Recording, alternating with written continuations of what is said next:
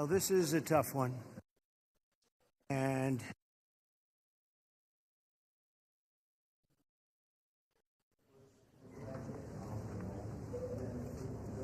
we just were making a little tour of the area. It's hard to believe the devastation. Trees that are 100 years old just ripped out of the ground.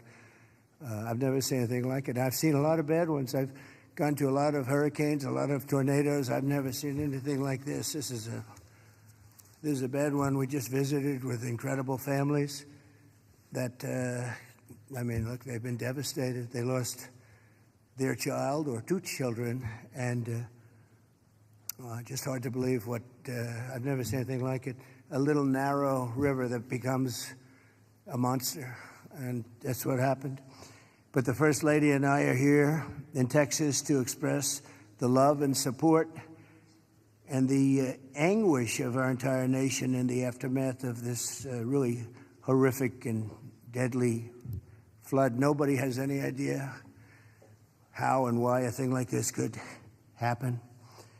It's, and by the way, I have to tell you, the people here, first responders, the sheriff's office, all of the police, law enforcement, they've done an unbelievable job. And in speaking to the parents, they said everybody has been so professional, from the governor to the senators, all the way down to the local people on the site that really are a little bit used to this.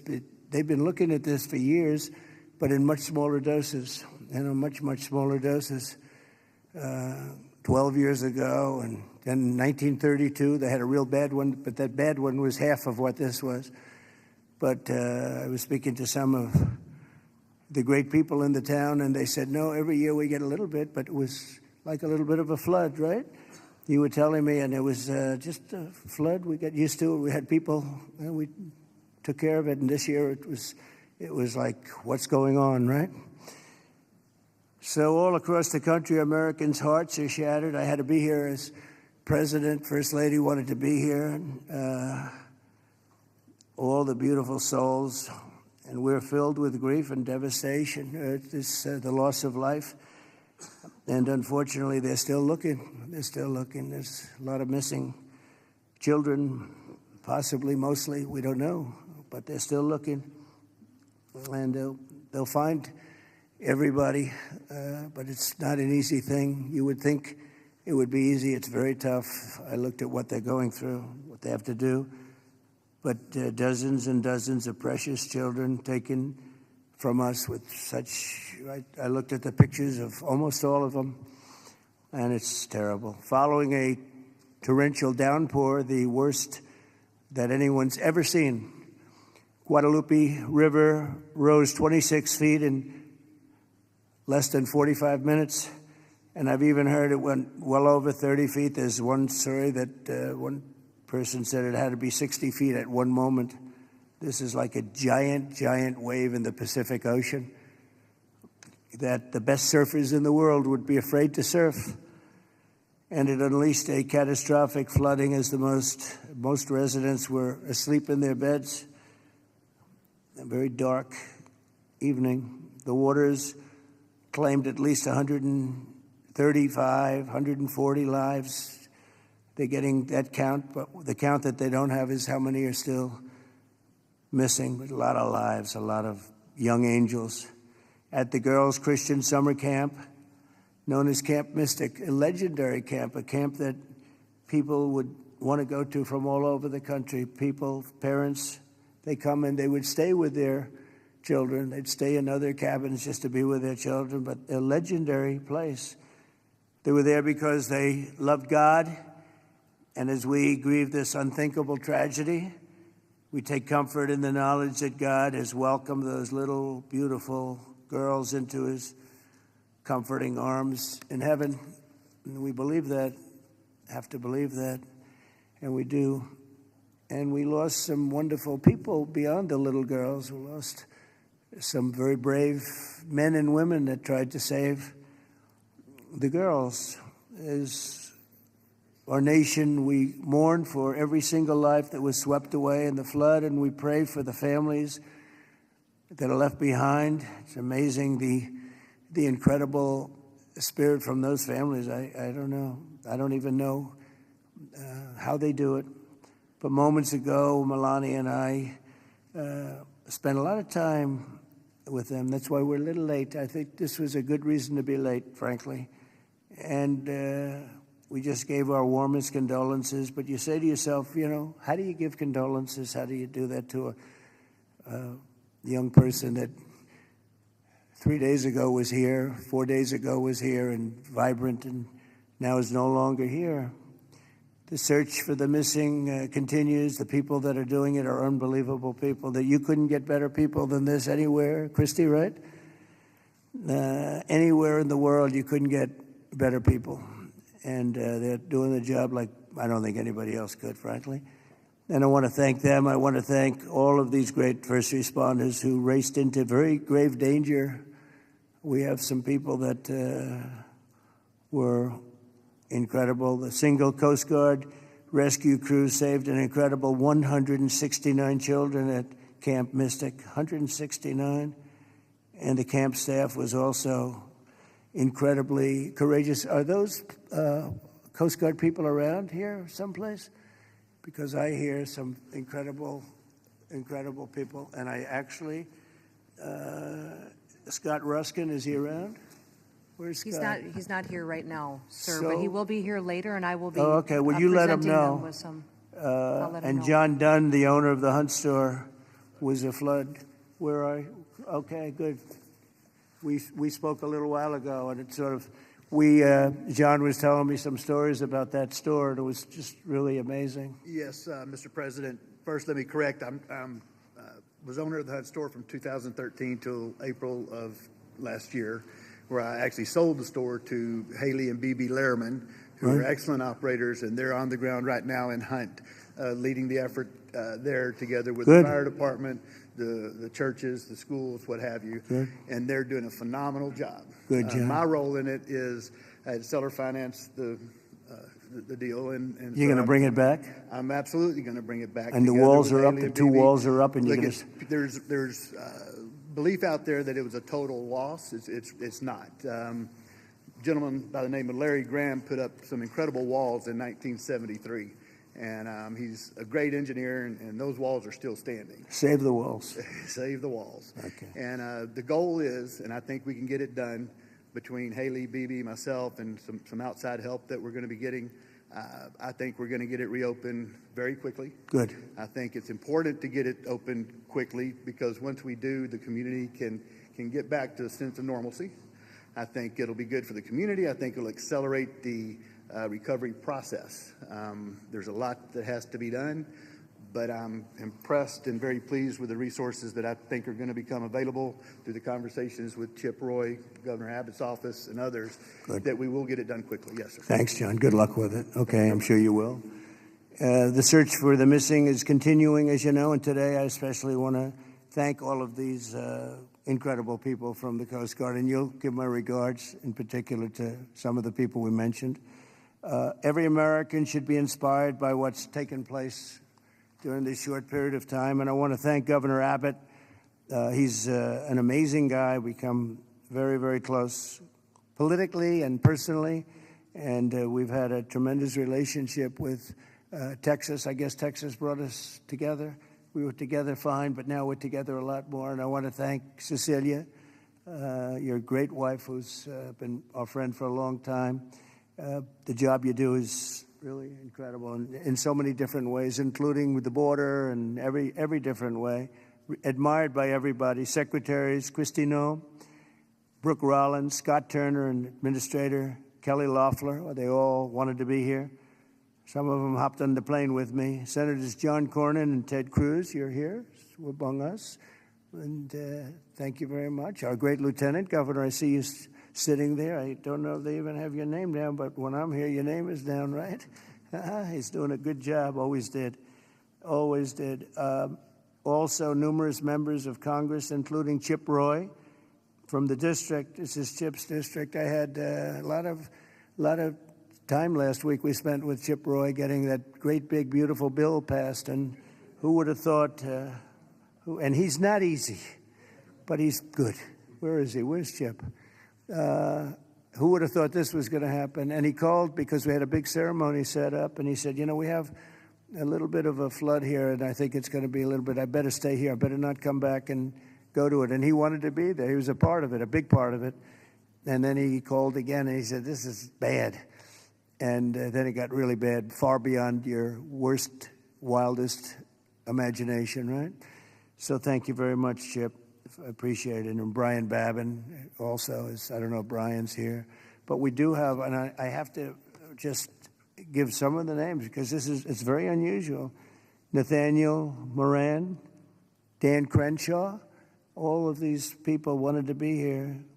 Keith Self, Jake Elzey, August Pfluger, Greg Goldman, Ronnie Jackson. Where are you people? Are you here? You're all here? Where's Ronnie Jackson? Ronnie Jackson, what a person. Every one of these people is so incredible. Randy Weber, Pete Sessions, Tony Gonzalez. Well, we have everybody. Beth Van Dyne. Hi, Beth. Hi, Beth. Roger Williams. Brandon Gill. Hi, Roger. Brandon, you're here? Yes? Thanks, Brandon. Doing a good job, Brandon. Michael Cloud. John Carter. And Wesley Hunt. And we have others, but I'm not, we have to get on with it. But I did want to ask Lieutenant Governor Dan Patrick. He's been my friend from the beginning. He's been the chairman of all three of my campaigns, and all I know is we won by record amount, so I guess you were a pretty good chairman, right, Dan?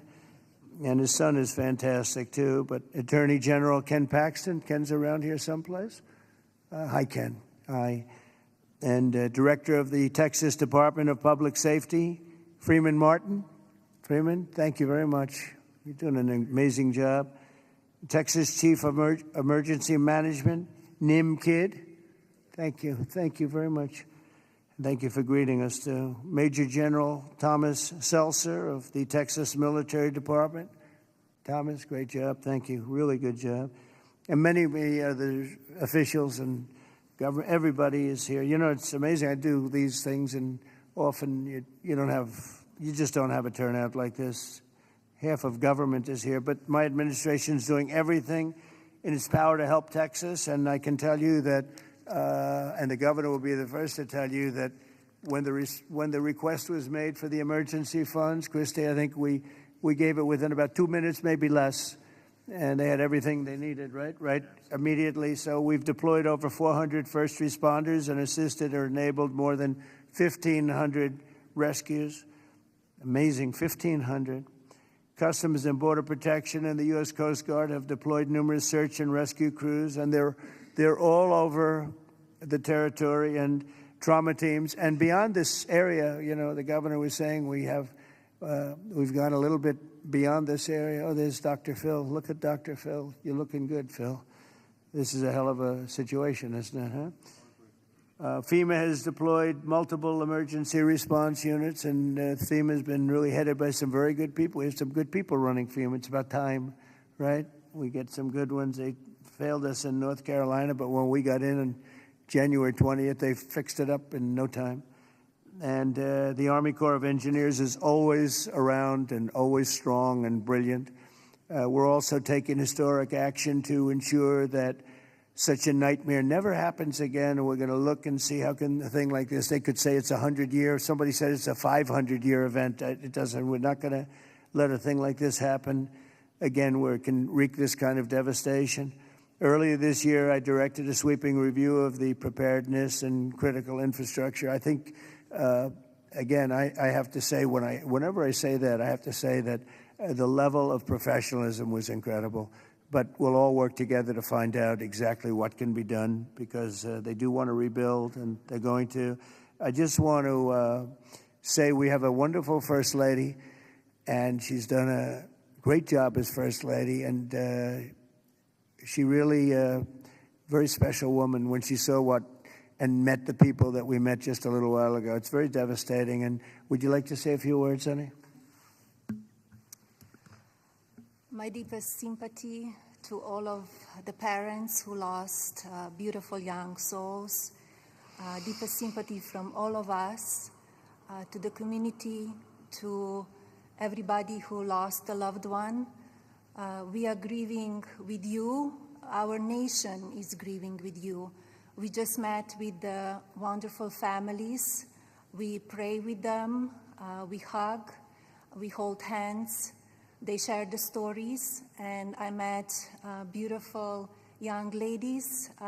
They gave me this special bracelet from the camp in honor of all of the little girls that they lost their lives. So we are here to honor them and also to give the support, help, and I will be back. I promise to them, and I just pray for them and giving them my strength and love. Thank you, honey. That's very nice. Thank you very much. So I just want to say God bless you all, and I'd like to ask Governor Abbott to say a few words, please. Thank you. Well, first of all, thank you, Mr. President, and thank you, First Lady. The first thing both of you mentioned were the lives that were affected by this. Whenever there's a disaster or catastrophe, the first thing we focus on is saving lives, prioritizing those lives. Every minute, every hour counts, and that's what Chief Nim Kidd focused on, what the local officials focused on, what the state focused on, but also what your administration did.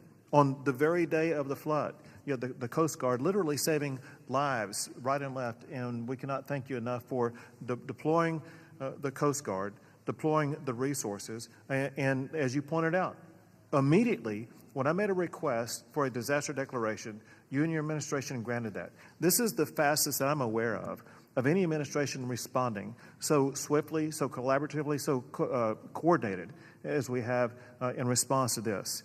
Thank you for that major disaster declaration. It ensures that we're going to be able to more effectively respond and help rebuild. And let me make one thing clear about the Hunt store. We will rebuild the Hunt store very quickly right here in Hunt, Texas. Thank you, Governor. Also, I too want to thank all the first responders, and we have many of our legislators over here. I want to thank them for stepping up and being here constantly, as well as state officials who join with us. And as we've said before, we remain committed. We're here for the long run. We will maintain our operations to search and find everybody that we can, as well as ensure that we're going to rebuild this community from Hunt to Camp Mystic to Kerrville down below. We are committed for the long run, not just to rebuild, but to rebuild in a better way. I have received a lot of detail, even from the President himself, about ways that we can do a better job in the rebuilding process, and we will put all of that to work. We have a special session beginning in 10 days when we're going to start working legislatively to make sure that we address every challenge that the people of this entire region, including the Central Texas region, make sure we help rebuild the families and communities of all of them. But we would not have been able to do that the way that we have had it not been for you, your commitment to Texas. I know you love Texas, and Texas loves you. We appreciate you showing up, and because of your swift and effective response, we're better positioned to deliver on all those commitments than ever before. Thank you, Governor. That's very nice. Thank you very much. Appreciate it. Christy, would you like to say something? Fantastic job you've done. Well, Mr. President, I just want to thank you for coming and being here today, and to our First Lady as well. Your heart is evident for the people of Texas, and by you coming here and spending the day and taking the time to spend so much time with the families, I've spoken with many of them over the last several days, and they're so grateful for you that not only are you here to come and walk alongside of them, but to spend time with them and to deploy resources to help support the governor and his team, I think has meant the world, not just to those that are making the decisions, but to all of those down to the ones who have lost their children and those who are still looking for their children. So that's the hardest part about the situation we have here today, sir, is that when you have a disaster like this, I believe this is an unprecedented event. I haven't heard in my knowledge, know of a flood that happened like this before. So, you know, in our experience, we know that it's at least a 1 in 1,000 year flood that hit this area in an unprecedented way. And emergencies and disasters are always locally executed. The state manages them, and then the federal government comes in and supports that. What what we are doing here, sir, is empowering the state and the local officials to make the best decisions for their people, because they know their people, they know their community, and when they ask, then we come in and support them. So thank you for being a president who trusts people, who lets them use the responsibility that they have to make the best decisions for their families, for their communities, and we come in and we support them in that. So I can't thank you for helping us making such quick decisions, for Nim and his team, and the governor is absolutely fantastic. Every time I picked up the phone and was here, the lieutenant governor was available, the entire team, the Coast Guard and the Border Patrol were absolute amazing resources on the ground immediately, and we've had over 700 different FEMA employees and volunteers here as well that are engaged, and so all of your assets that you have as a federal government are deployed to help this community restore, but also to heal. I would just ask everybody in the room to remember to love on each other too, and to tell stories and memories, and that's how the greatest fear when you lose someone in your life is that people will forget them. So tell the stories that you knew, and write them down and remember them, because nobody wants their loved one that they don't have anymore to ever be forgotten. Thanks, So Christy. thank you. Appreciate it. Nim, would you say a few words, please? Thank Done you, a Mr. fantastic President. job working with Christy and everybody else. Thank you. Go Yes, ahead. sir. Thank you both for being here. Our hearts are broken, but they fuel the engine that drives this response for this community. These local first responders are the best in the nation. They put their lives on the line. Our volunteer firefighters that were out there putting their lives on the line, knowing that their homes were at risk. You have the best in the nation right here at the local level. Governor Abbott declared 21 Texas counties for this weather event under a state of disaster declaration. Your immediate declaration for individual assistance and public assistance will help us rebuild and recover. We've had over 2,200 state agency response personnel assisting our local government partners.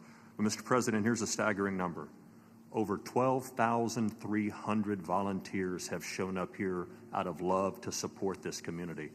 Just imagine, working 10 hours a day, 7 days into this event right now, that's over 861,000 hours of volunteer support right here. 19 other states have sent resources to us.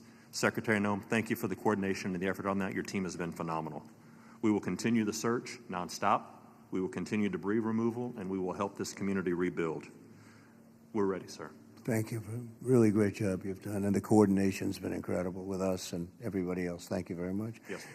Dr. Phil, I see you sitting there, and this might be a time for you to give us some of your words of wisdom, if you would. Thank you. Well, thank you. I've talked to families and survivors, parents and grandparents, and the truth is we know psychologically that the number one stressor that we can experience in life is the loss of a child. And the worst situation that we can experience that is when it's sudden and when it's violent. That's the worst thing that can happen stress-wise in life. And, it's people say, well, you get over it in time. You will. The truth is, you never get over it. You get through it.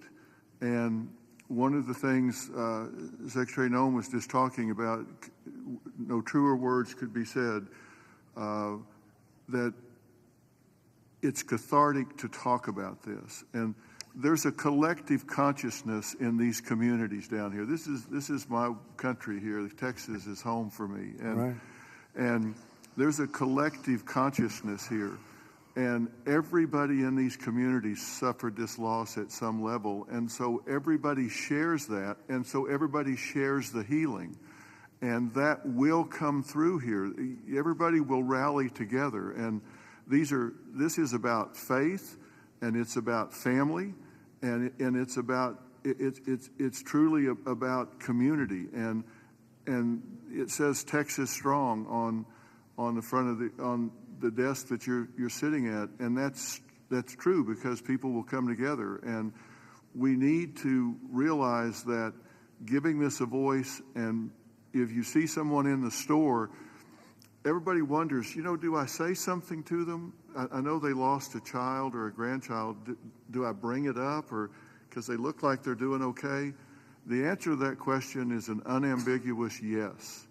You don't ever let them think you've moved on from it. It's okay to go and say, hey, look, I know about the loss. I share that with you, and I love you, and we won't forget this, because these bright lights will go away, another headline will come along, and people move on. Let them know we don't forget. We don't forget the loss. It will never go away, and we remember it. And these first responders down here, men and women that were diving into those waters. I've talked to a woman whose husband was standing on the bank of the river yelling to a father, throw me your baby, throw me your baby, let me help you. Mr. President, there is a depth of root and caring here like you just can't believe until you see it. And everybody here knows that. And it's so inspiring for you and the First Lady to come here and share this and see the fiber of these communities. That's why they rally around you and everything that you stand for here, from the border to the disasters. And it's not just a photo op for you to be here.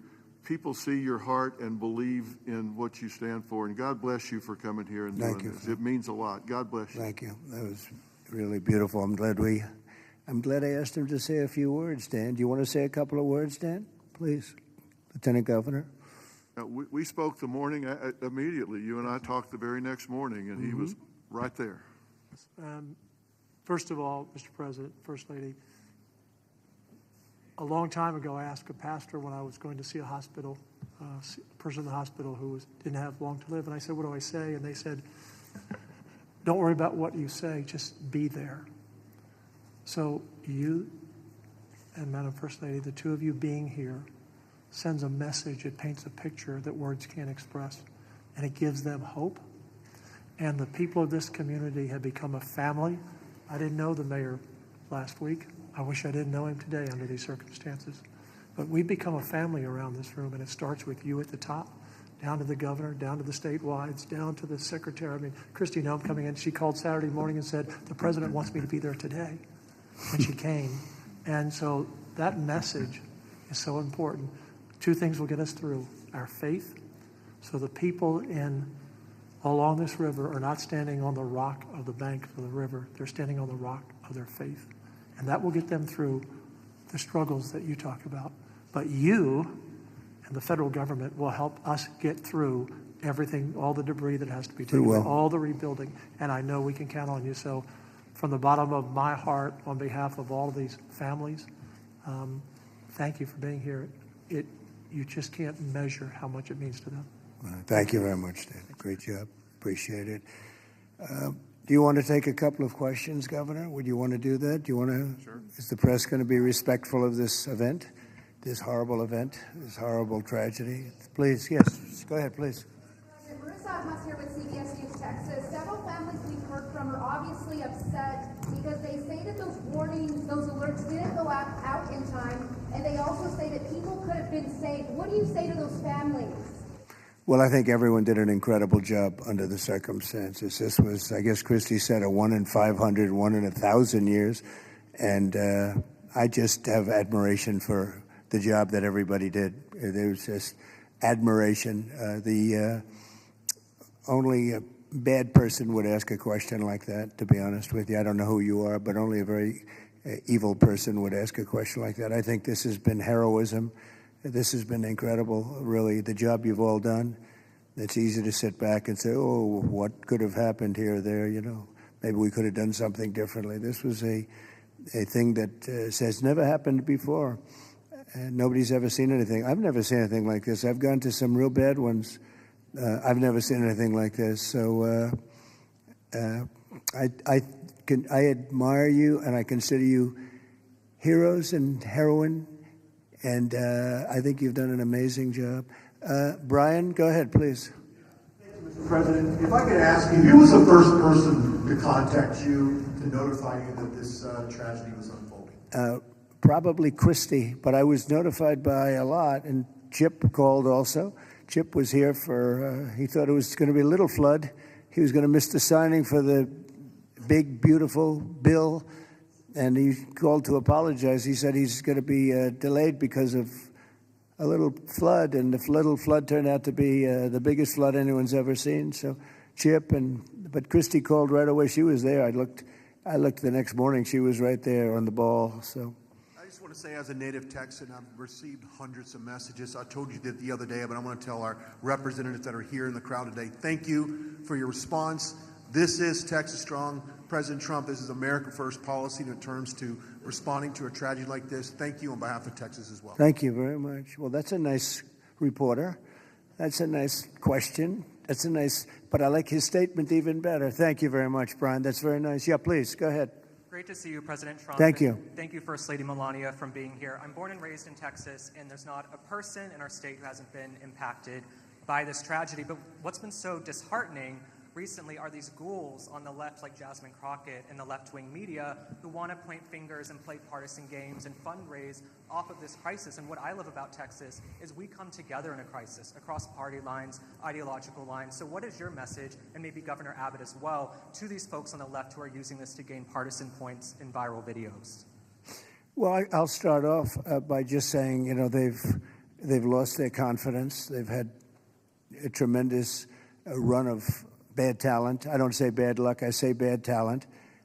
And all they want to do is criticize. And I hope we can someday be bipartisan, but all they like to do is criticize. And this way, they're getting just absolutely clobbered because everyone sees what an incredible job the governor did. Everybody in this room, everybody at this table in particular, but everybody in this room did an incredible job. And the public knows it. You know, the public's wise to it. They have automatic, they have their soundbite. They send out a soundbite, and it's supposed to be, you know, you're supposed to say that. And if you don't say that, they throw you out of the party. No, they've lost, honestly, they've lost their confidence. I see some of the people they're putting forward, and those people will only ruin our nation. Our nation, a year ago, was dead. And it was going down, but it was dead. And now we have the most successful nation anywhere in the world. You take a look. I was with the King of Saudi Arabia. I was with the leaders of the world recently at NATO. Every one of them said the same thing. They said, you know, it's the most amazing thing I've ever seen. Your nation was dead 1 year ago, and now you have the hottest nation. It's the hottest nation, hottest in quotes. It's the hottest nation anywhere in the world. Every leader is saying that we're the hottest nation in the world. We've all gotten together. We've done a great job. This state has been unbelievable. I work so well with the governor and with your senators and with everybody in this state. We get it done. We've had some pretty big problems here with the floods and all the different things that we've worked out, and we respond very quickly, and they respond very quickly, and they spend their money wisely. You know, we give them a lot of money, but they spend it wisely. I can't say that's true always. Sometimes we give money and they don't spend it so wisely. They spend it very, very foolishly. So, Governor, do you want to say a few words? Sure. You know, one thing that you pointed out that we all know about Texans is part of our bloodstream, and that is we're Texas tough. We're made for challenges. I read a piece the other day.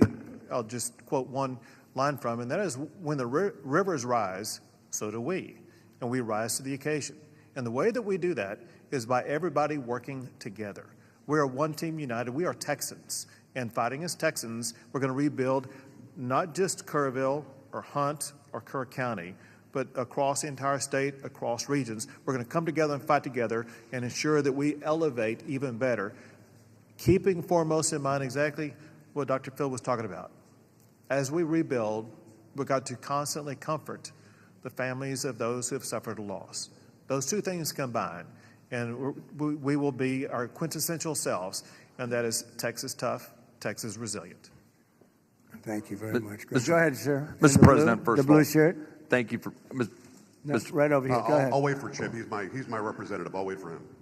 Mr. President, if I could just jump in and just say one thing, Chip. Which is I can't thank you enough. When I called you on Friday, you said whatever you need. When I called the secretary's office, she called me within 15 minutes and said whatever you need, and then she came here this weekend. I've never seen such a quick response and such a focus on delivering for the people. But importantly, I want to thank all of my colleagues in the House sitting right over there.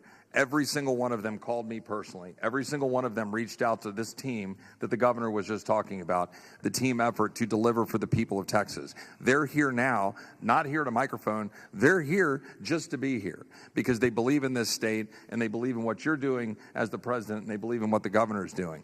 And importantly, this morning, I was at a press conference for the Community Foundation of the Hill Country, which has raised over $30 million from the great, people of this state and from around the country, and they sent checks out today of $5 million to people in this community to help them with cash for people, for small businesses, first responders, and all the people that need help to reunite. And the final point I'll just say, for all of the media clamoring to ask that ridiculous first question and try to point fingers, the governor said it best when he said that pointing fingers is for losers. This state is about looking forward, and we'll figure out how to make our systems the best they can be. But importantly, when you see 26 feet of water rising a foot per minute, don't go around pointing fingers. The people in this community rallied around to help people, and that's the enduring image. Those little girls from Camp Mystic who were singing hymns as they watched the damage as they left that camp coming out of there. And that's who the people of Texas are. And I thank you, Mr. President. Thank you very much. And, 2 words, unity and competence. If you were to ask me 2 words that I've seen here, one is unity. The unity has been unbelievable. And then the competence of the Coast Guard and some of the people within the Coast Guard that saved a lot of lives. They went out and they saved a lot of lives. But there were others other than the Coast Guard. But I would say competence and unity. The way everyone has just pulled together. It's rare that you see this. Mr. President? Again, I've been to so many, and I've seen bickering and fighting, and just it doesn't work the same way. This has been amazing. This is the biggest because I've never seen one like this. Neither has anybody else, by the way. Yes, please. Hey, it's Yes. Joe Pags, Mr. President. It's been a while since we've seen each other. Obviously, the staffing was where it needed to be. In fact, it was heavier than it should have been because of the holiday weekend. Whatever they're saying in the left news isn't the truth. You're a developer, though. At 1 o'clock in the morning, the technology only goes as far as it goes. Kids don't have their phones. Phones are dead. People by the riverside don't have electricity. They're not going to get a phone alert that way. As a developer, going forward, knowing that everything was done lightning fast by Secretary Noem, by you, by the governor, and everybody else, you did everything right. What do we do next time, though, to make sure that people are alerted if they're dead asleep? Maybe an alarm system, maybe a siren system. You might know better than I. But what do we do going forward? Because we've got to make sure that people get the alert when it's time to get the alert. Thank you. Yeah, you'll probably have to do that. You'll probably come up with something very unique because there is no system right now. There's been a thing like this has never happened that anybody knows. Certainly not to this extent, but I know the governor and everybody is working on it. They're meeting, and they'll figure something out. Go ahead, Governor. Yeah, so we begin a session in 10 days. We will address every single question that you just asked. You mentioned some of the ideas. There are many more. And we want to hear, most importantly, we have to devise a response that's right for this community. And this community has to weigh in, and they need time to be able to convey that to us. But we're going to work on alerts. We're going to work on every single solution to make sure things like this don't happen again, not just in this community, but in other river basins across the state also. So we will work to get it right, and we've jotted down, Joe, every idea that you just mentioned. Ted Cruz, go ahead, please, Ted. Well, Mr. President, I want to say thank you for being here. First Lady, thank you for being here. Where we are right now, the Hill Country, is a very special part of the state.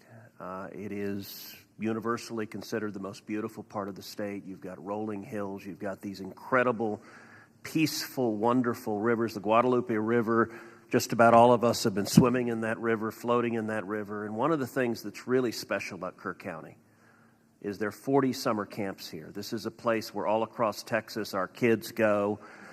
The governor's daughter came every year to camp here. Both of you know our girls really well. Mm-hmm. Heidi, the week before this flood, was here in Hunt picking up our daughter Catherine from camp. And Camp Mystic, that faced such devastating loss, is an institution in this state. It's 100 years old. It was founded in 1926. And I'll tell you, in Texas, it's not just here that the hurt is felt. It's every part of the state: Houston, Dallas, San Antonio, Austin, West Texas, East Texas. Texans have gone, and what's amazing is you see at the closing ceremonies of these camps, you see multiple generations. You'll see grandmothers and moms and little girls who have all gone to the same camp. And the pain that the state is feeling, and on Monday I went and walked through Camp Mystic. In the center of the camp is a cabin called the Bubble Inn, where the littlest girls were staying. And in front of the Bubble Inn are right now 17 small white crosses in the ground. And each cross has the name of another little girl who lost her life. And the final cross has the name of Dick Eastland, the camp director who gave his life trying to save his girls. And the water rose in that camp and in that cabin 8 feet high. You can see the water line 8 feet high. It blew the windows out of the cabin and it swept those girls out. I will tell you, I've never seen anything more horrible in my life, and I just sat there crying. I saw Mom and Dad come up to one of those crosses, drop to their knees, and kiss that cross. And the mom was weeping. I also want to tell you, and you said this, you talked about unity. The way this community, the way the state is coming together is incredible. There are stories of heroism. I met a mom and dad who had a 14-year-old boy at Camp La Junta, a boys' camp.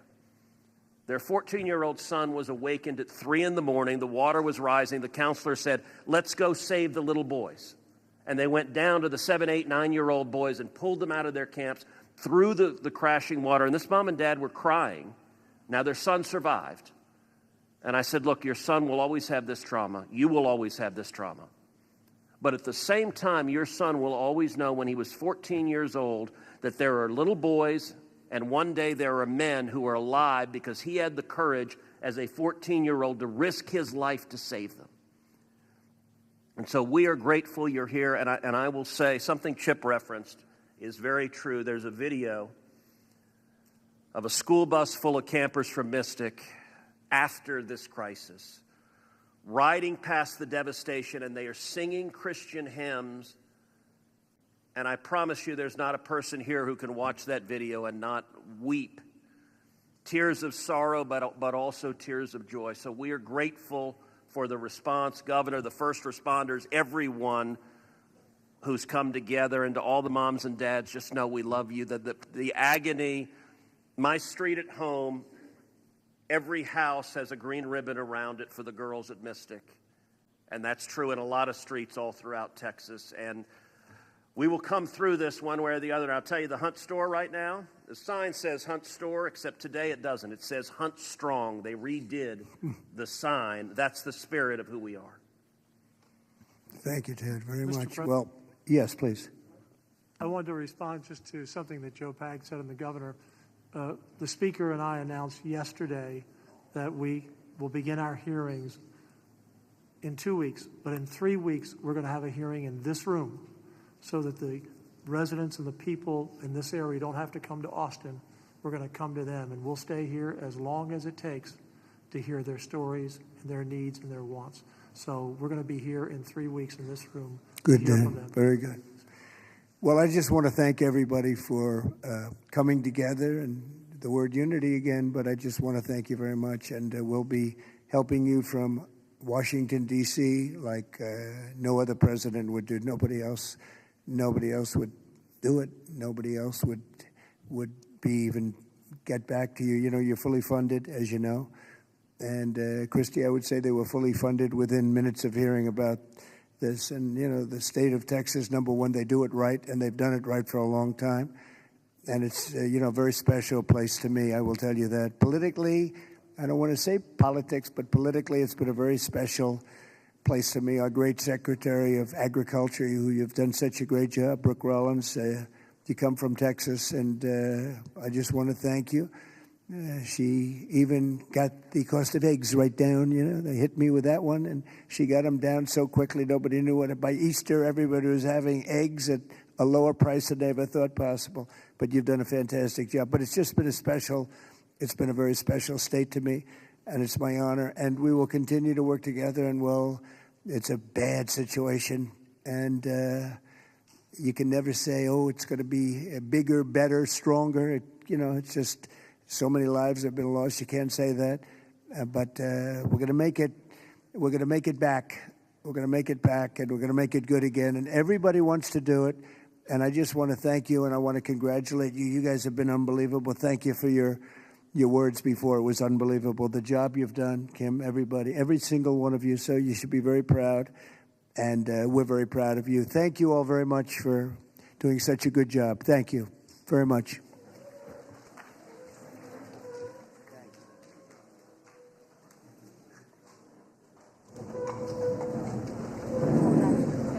Stay where you are.